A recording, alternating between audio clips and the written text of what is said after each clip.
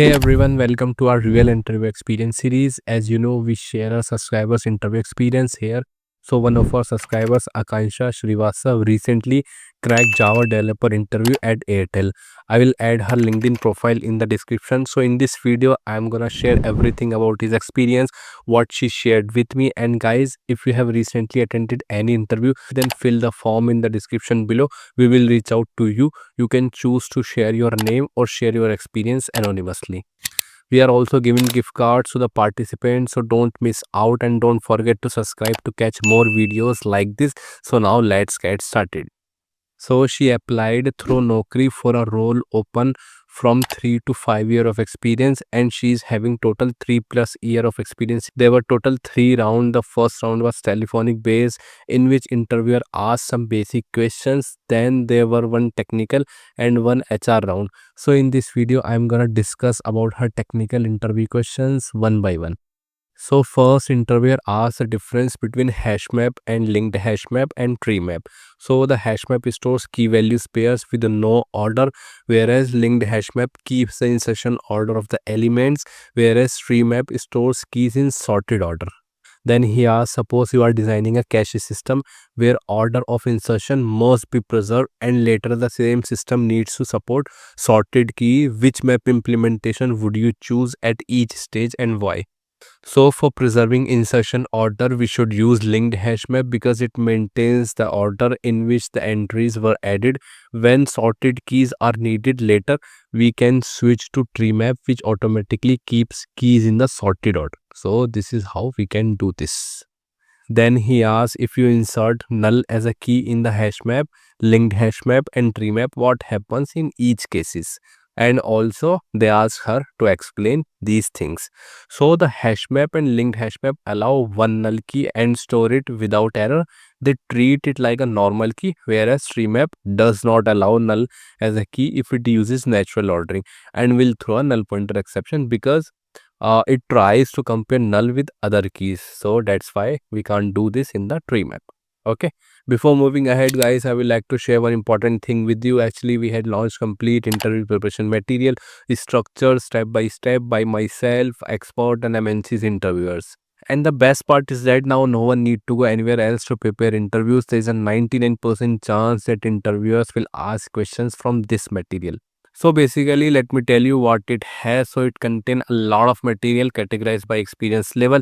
Means each experience level has different material with all possible interview question and answer for Java, Spring Framework, Maven, Git, Spring Boot, Spring Security, Spring Data, JPA, Kafka, microservices, Java coding questions, Stream API coding questions, and many more.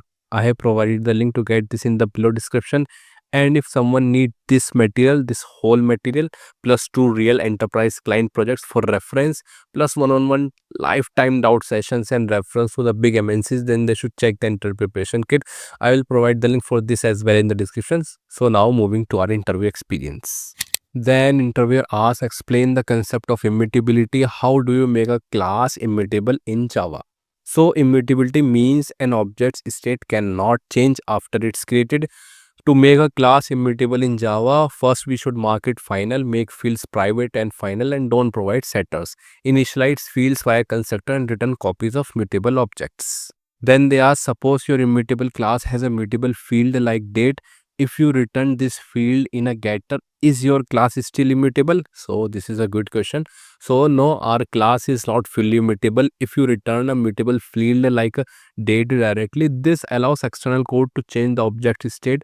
To keep immutability, return a defensive copy of the date in the getter so changes don't affect the original object's state. Then interviewer asks, what is the difference between comparable and comparator? So this is also most commonly asked question. So comparable is used to define natural ordering of the objects by implementing compare to method inside the class, whereas comparator is used to define custom ordering outside the class using compare. Okay. Then he asks, what is a volatile keyword? How is it used in Java? So the volatile keyword in Java ensures that the changes to a variable are always visible to all the threads. Okay. It prevents threads from caching the variable. When one thread updates a volatile variable, others sees the latest value. Okay. Then they ask, can volatile alone guarantee thread safety when multiple threads are incrementing a counter? So this is a scenario based question. So no, volatile alone cannot guarantee thread safety when multiple threads increment a counter. It ensures visibility but no atomicity. Incrementing involves read, modify, write steps which can be interrupted by other threads. Okay. Then interviewer asks, explain the synchronize keyword and how it works in multi-threading environment. So the synchronize keyword in Java ensures that only one thread can access a block or method at a time. It locks the objects or class, preventing other forms entering the synchronized code until the lock is released. Okay. Then he asks, if you are working on a banking app where two users may access the same account concurrently, and how would you use the synchronize to ensure consistency? So this is a scenario based question. So in a banking app, to answer consistency when two user access the same account concurrently, we should use synchronize on the methods like deposit method or withdraw method. Okay. Then they ask, if a static synchronized method and an instance synchronized method are called simultaneously on the same object, will there be a conflict? So this is an advanced question. So answer is no, there won't be conflict. A static synchronized method locks the class level with an instance synchronized method locks the instance. If called simultaneously on the same object, the instance method locks the object and the static method locks the class, so they will not conflict. Then he asks about Elasticsearch and how it is searching internally. So Elasticsearch is a distributed search and analytics engine used for full text searching. It indexes data in inverted index format, allowing fast searches. When a query is made, Elasticsearch searches the index and returns relevant results based on the terms, and boosting performance by storing and retrieving data very efficiently. Then he asked about the default mapping type. So in Elasticsearch, the default mapping type is underscore doc. It is used when no specific mapping type is defined for a document. Since version 6 Elasticsearch has deprecated multiple types per index, so the single underscore doc type is now the default for all document storage and indexes operations. Then they ask about default type keyword or text. So in Elasticsearch, the default type for string field is text. The text type is used for full text search and analyzed to improve search performance. If you need exact matches or sorting, you should use the keyword type which is not analyzed and preserve the exact value. Then he asks, what is Liquibase? So Liquibase is an open source database version control tool that helps you track, manage and automate database schema and changes. Okay.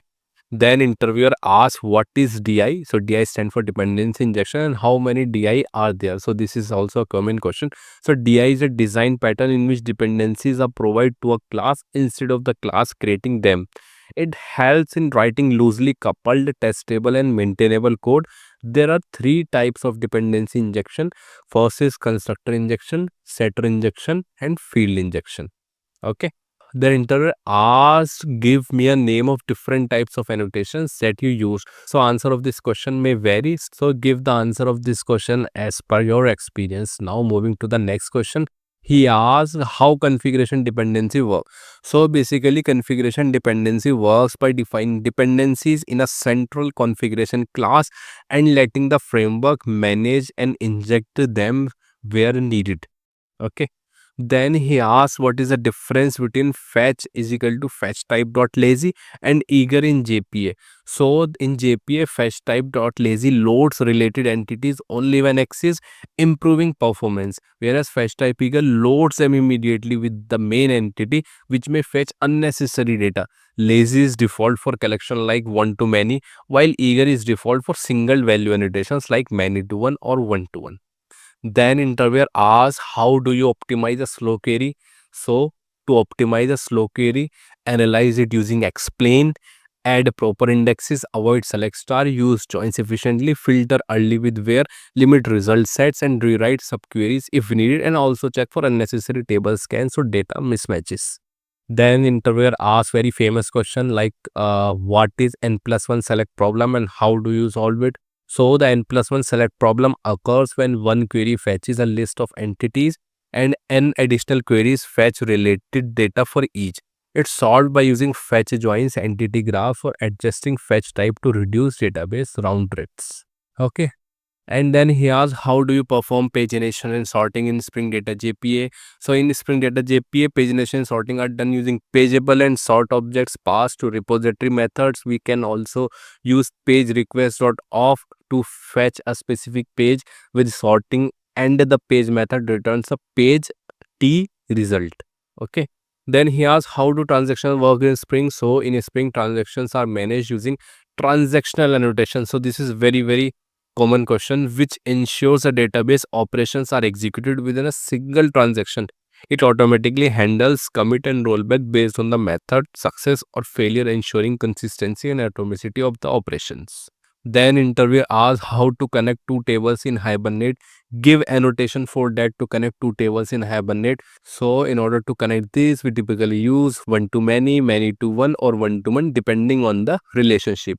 So hey guys, this is all about technical interview experience of Airtel, what Akansha shared with me. And please don't forget to check the interview preparation kit. Thank you so much. Bye bye.